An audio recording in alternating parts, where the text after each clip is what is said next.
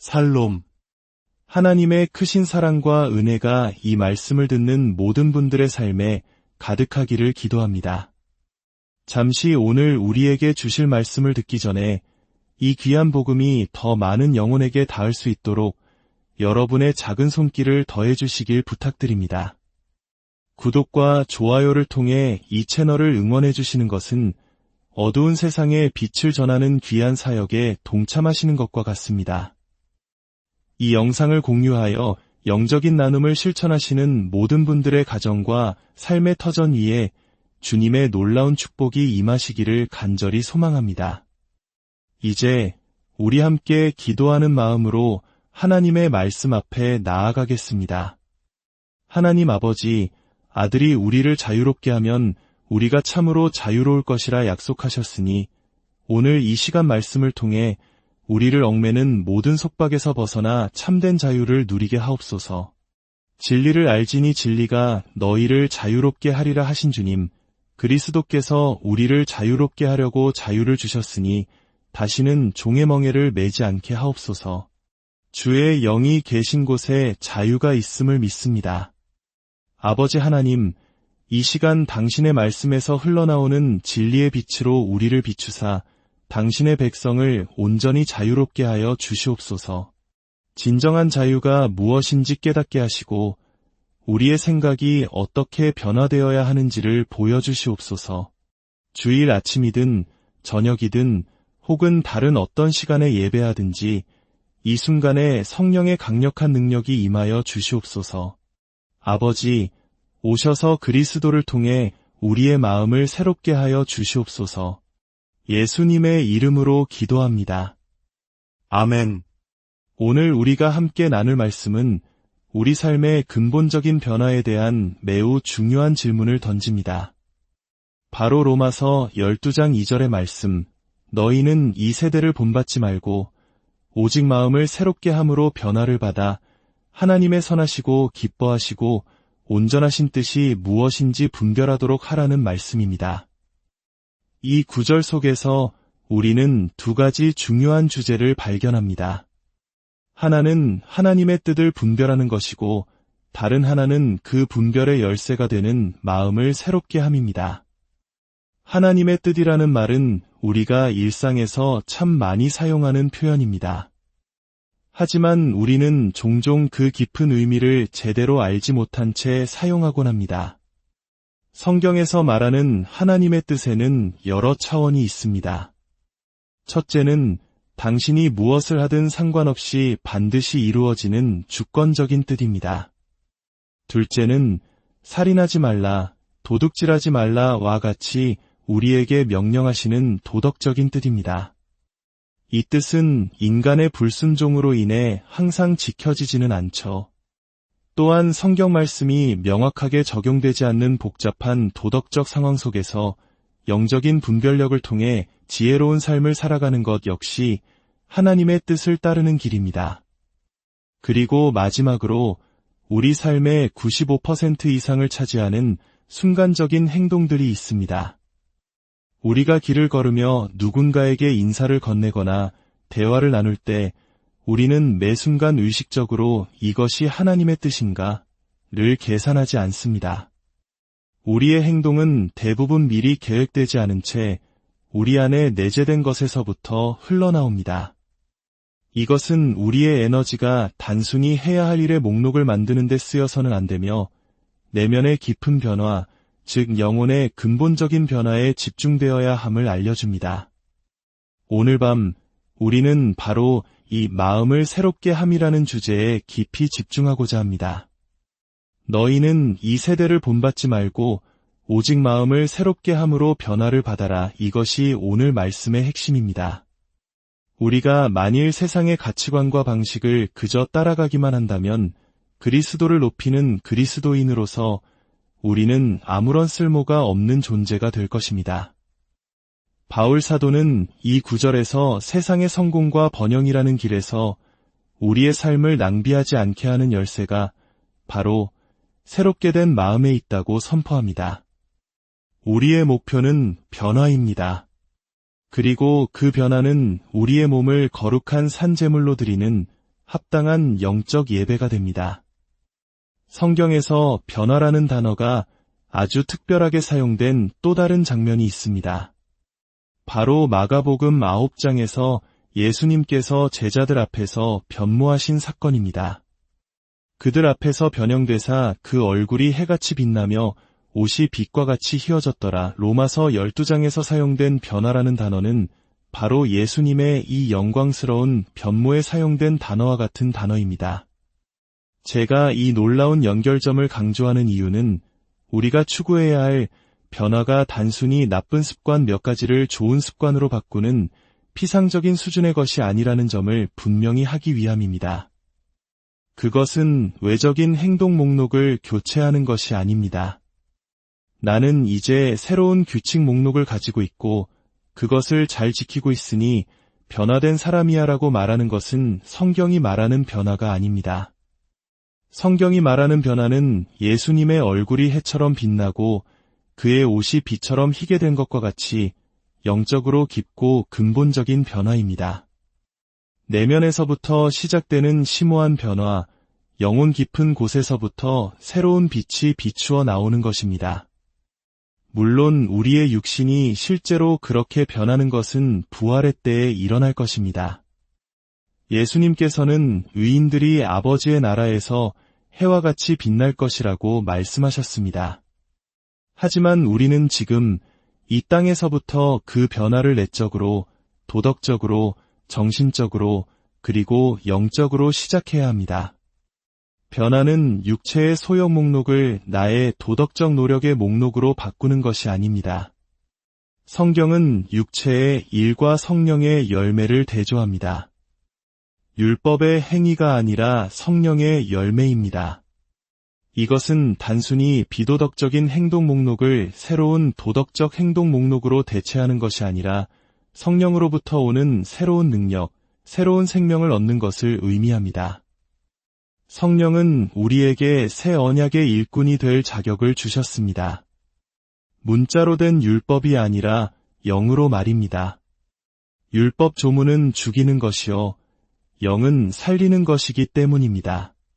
그러므로 변화란 매우 심오한 내적 변혁이며 성령께서 이루시는 예수 그리스도의 보혈로 사신 하나님의 역사입니다. 그렇기에 기독교인의 삶은 하나님과 위에 완전히 복종하고 심지어 종이 되었음에도 불구하고 역설적으로 자유라고 불리는 것입니다.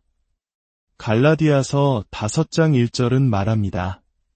그리스도께서 우리를 자유롭게 하려고 자유를 주셨으니 그러므로 굳건하게 서서 다시는 종의 멍에를 매지 말라. 고린도후서 3장 17절은 주는 영이시니 주의 영이 계신 곳에는 자유가 있느니라 고 선포합니다. 기독교인의 삶이 자유인 이유는 이 변화가 바로 속박에서 자유로 진입하는 과정이기 때문입니다. 진정한 자유란 무엇일까요? 자유란 당신이 사랑하는 것을 행하는 것입니다. 만약 당신이 사랑하는 것이 당신이 마땅히 해야만 하는 것이라면 당신은 온전히 자유로운 사람입니다. 그리고 변화란 우리의 마음이 변하여 우리가 마땅히 해야 할 일을 사랑하게 되는 과정입니다. 이 세상에서 가장 자유로운 사람은 자신이 좋아하는 일을 하면서도 그로 인해 고통받거나 심판받지 않는 사람입니다. 오히려 예수와 함께 부활하여 영원히 커져가는 기쁨을 누리는 사람입니다. 이 놀라운 일은 우리가 마땅히 해야 할 일을 사랑하게 되고 우리가 해서는 안 되지만 변화되기 전에는 너무나 사랑했던 죄악된 것들과는 멀어지는 변화를 통해 일어납니다. 그리스도인의 삶은 옛 욕망을 십자가에 못 박고 성령의 능력으로 새로운 열정과 소망을 일깨우는 기나긴 여정입니다. 어떤 분들은 이렇게 생각할지도 모릅니다. 목사님, 저는 마땅히 사랑해야 할 것들을 사랑하고 미워해야 할 것들을 미워하는 과정에서 아직 너무나 멀리 있는 것 같습니다. 어떻게 해야 제가 변할 수 있습니까? 실제적인 도움이 필요합니다. 바로 이 지점에서 로마서 12장 2절은 우리에게 그 열쇠를 제시합니다. 오직 마음을 새롭게 함으로 변화를 받으라고 말입니다.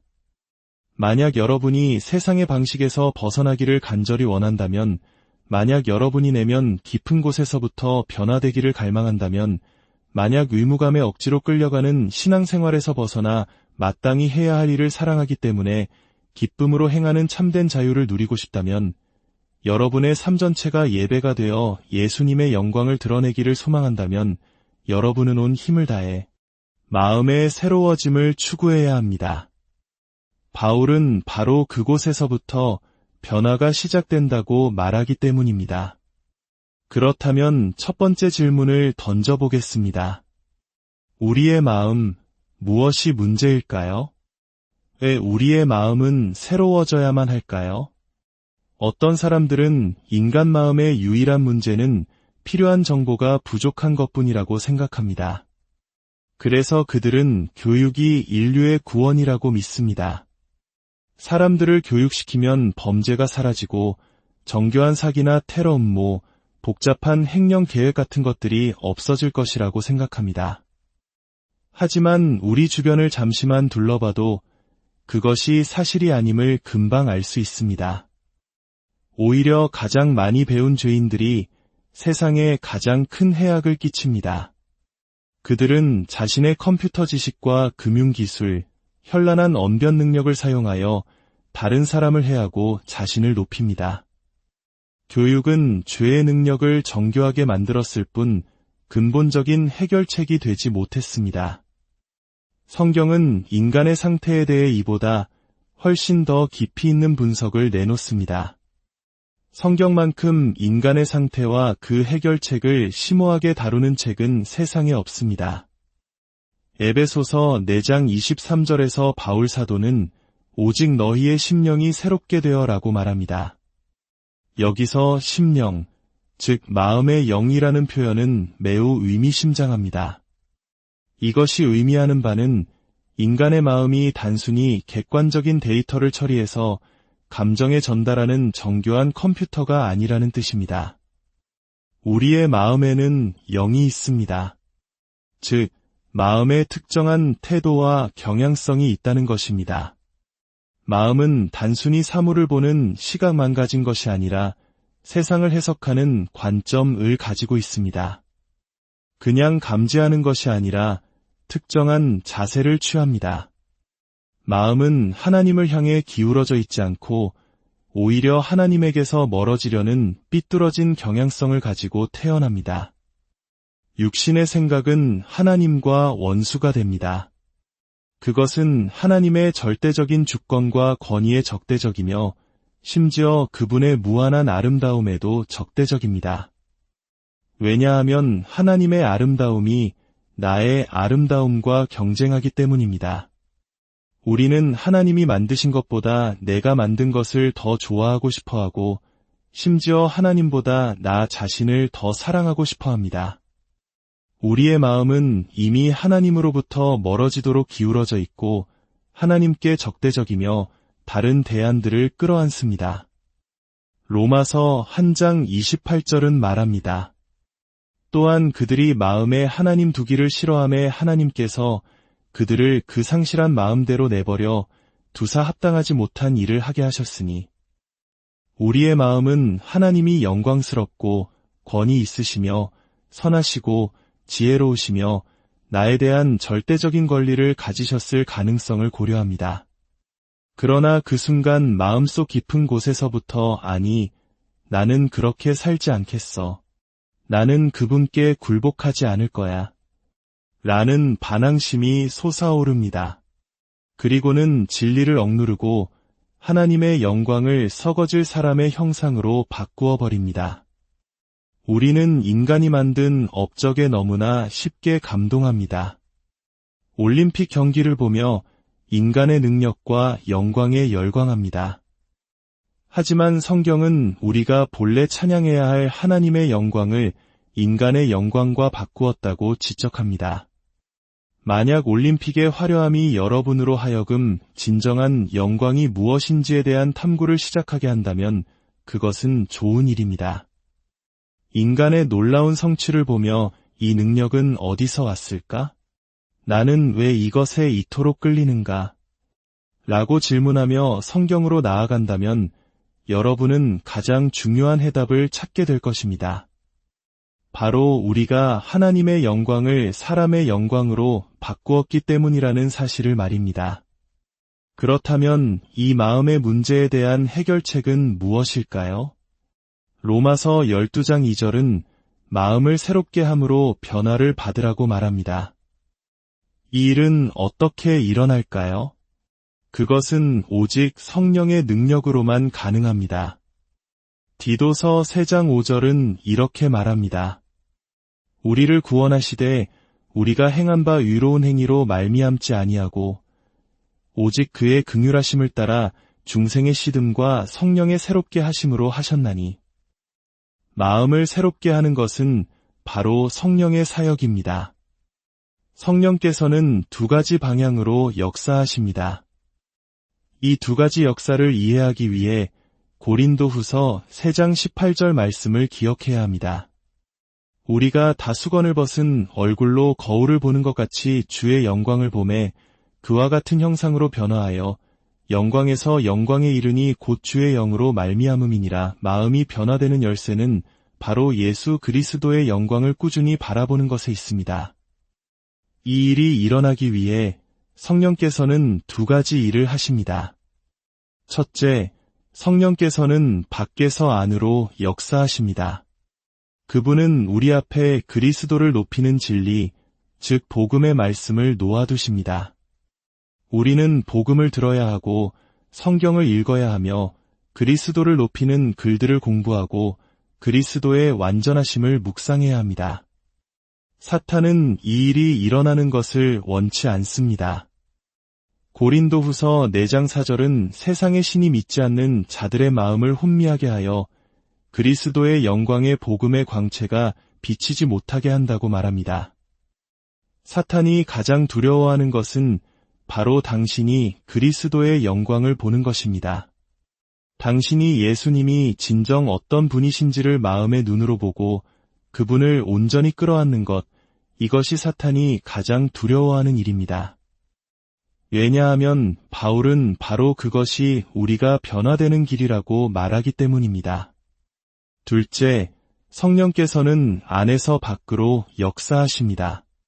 우리 안에 들어오셔서 돌처럼 굳은 마음을 깨뜨리시고 그 자리에 부드러운 새 마음을 주십니다. 우리에게 진리를 끌어안을 수 있는 겸손함을 주시는 것입니다. 이 두 가지 사역을 정리하자면 이렇습니다. 성령께서 역사하시도록 기도할 때 우리는 그분이 객관적으로 우리를 그리스도를 높이는 진리로 인도해 주시기를 구해야 합니다. 그리고 동시에 주관적으로 우리 안에 진리를 끌어안는 겸손함을 창조해 주시기를 구해야 합니다. 그리스도를 높이는 진리는 밖에서부터 우리에게 와야 하고 진리를 끌어안는 겸손함은 안에서부터 솟아나야 합니다. 성령의 이 두 가지 역사가 만날 때 새롭게 된 마음으로 드리는 참된 예배가 시작됩니다. 마지막으로 묻겠습니다. 그렇다면 우리는 무엇을 해야 할까요? 대답은 이것입니다. 성령님과 함께 그리스도를 높이는 진리를 추구하십시오. 그리스도의 영광에 대한 풍성한 해설 메시지를 들으십시오. 어떤 대가를 치르더라도 그 진리를 찾으십시오. 성경을 처음부터 끝까지 읽으며 예수 그리스도의 완전하심과 아름다움, 그 영광을 발견하기 위해 애쓰십시오. 위대한 신앙의 선배들이 남긴 그리스도의 본성과 사역에 대한 깊이 있는 글들을 읽으십시오.